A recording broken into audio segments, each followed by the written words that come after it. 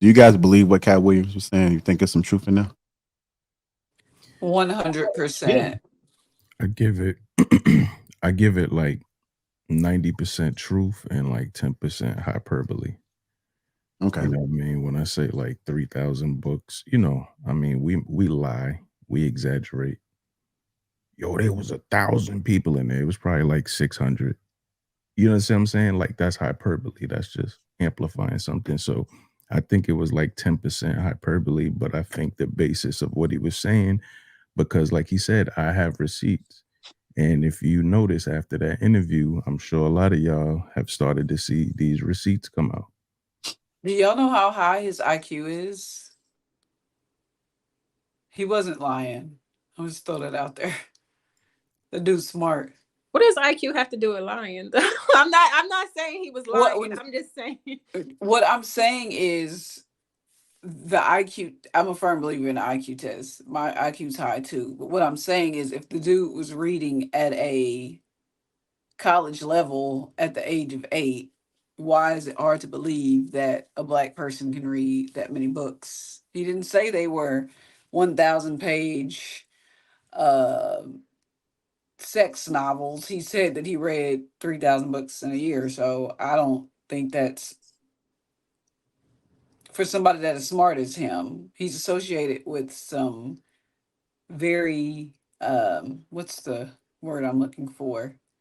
When it comes to education and being smart and being deemed a genius like Einstein and the Teslas and the little kid, the little black boy and the black girl that went to college at What are you 14. talking about? He's one of those kids. He was one of those. He was a prodigy child. Go look it up.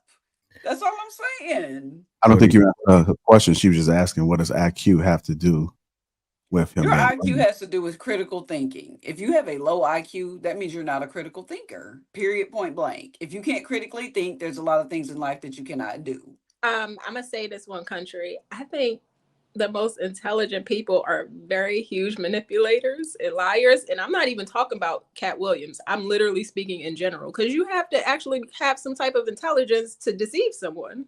So I actually think the opposite of what you're saying, just in terms of lying in general. For you to lie to people is, I think, is one evil. But I think you gotta have some couth to really get people to really just believe whatever you're saying, even if it's not true. So I'm not talking about Cat Williams. I like what Jay just said, like 90% true. I think we're in that range. I think most of what he said was true, actually. But I do still think that some people, especially men, may have some ego in there and they may, may flex a little bit. Now, I don't know. I don't know Cat Williams, but that's just my opinion. And I had to watch it last night because people kept sending it to me. I'm like, why are they keep sending me this? So I'm like, let me just see if the thing was 3 hours long. Like it took me a long time last night. I don't even think I finished it. I watched like 2 hours of it, and I was like, I'm sure there's a lot of truth to what he's saying, and I respect Cat Williams actually. We can agree to disagree. I'm cool with that. okay? But I do want to get into some of the things that was being said. Like, do you guys think Hollywood is like this? Do you think people are selling their souls? Nobody, Yeah, I'll answer. Oh, Yeah, go ahead. Go ahead. I don't think it's just Hollywood that people just sell their souls on. People do it on a daily basis, Jr. So I mean, I don't know. The I mean, question is Hollywood, though, y'all. I understand, but I don't think it's just Hollywood. So it means what I'm saying is yes, I do believe that people in Hollywood are selling their soul, but I don't think it's just Hollywood doing that. I think people just on GP are doing that. There's certain pastors, certain people in office. I think most of them are selling their souls for some reason, some form or some fashion. I do think they're doing so. See, I think like, I watch a lot of podcasts on the other side, like, Bobby Lee, the Joe Rogans, and our side, the Cat Williams. And I listen, and it's the same stories. It's no different. Like, their rituals may be different than us. They may be putting us in a dress, but with on the white side, they may be taking their wives and doing stuff, or you know what I'm saying? Like, it's different. It's like you don't punish everybody the same, or you don't test everybody the same. You find out what your weakness is, and then you push that on you. So with the cultural differences, we may go through different rituals, but I hear it on both sides. I think now with social media, people are a lot more forthcoming with that information, and they're a lot more free. And you see a lot more people excelling because the gatekeepers are limited. You know, whereas in Hollywood, it was probably like 4 people that you went through. You know, it was your Viacom, you know, it was like Disney, Viacom, you know, the NBC, ABC. Like, if you weren't in any of those trees or you burnt any of those bridges, like, you were done. You were pretty much thrown back to the bar and grills to do comedy. You know, whereas now you could just turn on your camera and tell jokes. You have so many people that are blowing up. You know, the guy they were talking about, Matt Rife, the white comic. He just turned on and boom, he blew up. You couldn't do that back in the day. You know what I mean? You had to bend the knee to somebody. It was one of those 4 people. I don't believe that the soul is ours to sell, and I'm not even Christian. But I think people doing something strange for some change for sure.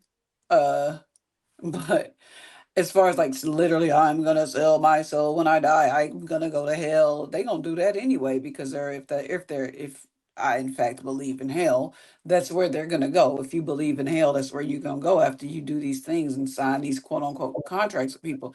But are people flipping and doing tricks to become famous? Absolutely. That's not new. Marilyn Monroe did it. It was a bunch of people that this has been going on since Hollywood was Hollywood. It's just that's why they call it Hollyweird. You know what I mean? And the fact of the matter is the selling the soul part, I think, is something that humans obviously added to it when in reality it's just prostitution. It's glorified prostitution. It's what you're comfortable with. You know, they're gonna test what you're comfortable with. You know, you have some people that are 1,000% fine with being at $5 million. You know, you have some people that, nah, dog, I have to be a billionaire. And please believe there's gonna be some, your integrity is gonna be tested. You know, your boundaries are gonna be tested. There are gonna be things that, you know, like Kanye was telling us this back, like, if y'all remember the famous Breakfast Club interview where him and Charlamagne was going back and forth. And see, that's why, like, Kanye stuff came to fruition because back in 2013, he was arguing with Charlamagne about the fight that he was having. And Charlamagne was like, man, shut up, those are rich nigga problems. But he's like, no, dog. When a black person is trying to break through in a white space, this is the stuff you're gonna go through. And even now, you know, that they took half of his net worth from him, he still has a product that once he puts it back on the market, them stupid shoes, they going off the shelf. Them joints is ugly, but somebody loves them because they flying off the shelf. So they punished him, and he's gonna come back because he has something that people want, that there's a demand for. Where, let me make this comparison, then I'm done. Person like Diddy is not attached to a product. Diddy is attached to brands.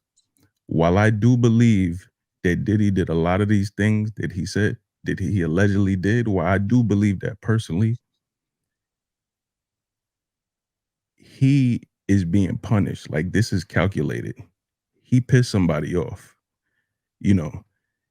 And the reason I say this, if you notice, he was on, like, when you look at shows like The Tonight Show with Jay Leno and all of those, they don't bring up low-level ghetto gossip. They talk about stuff you're promoting. Diddy was on Jimmy Kimmel's show, and they brought up a threesome that was proposed to Jennifer Lopez. That's where I was like, word, they brought that up on this show, you know, live TV.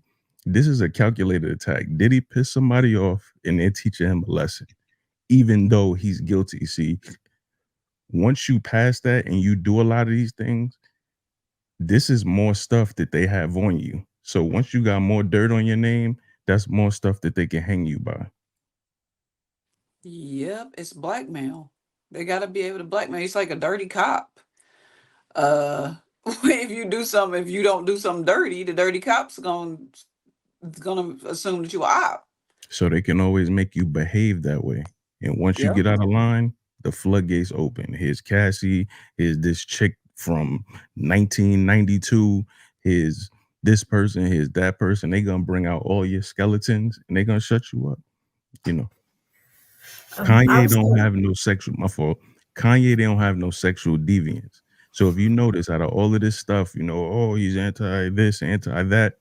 They can never bring up if they had anything on them. Please believe somebody would have came out like, oh, Kanye did this. Kanye, that's the key thing. Sexual deviance. They take a lot of these people down with sexual deviance.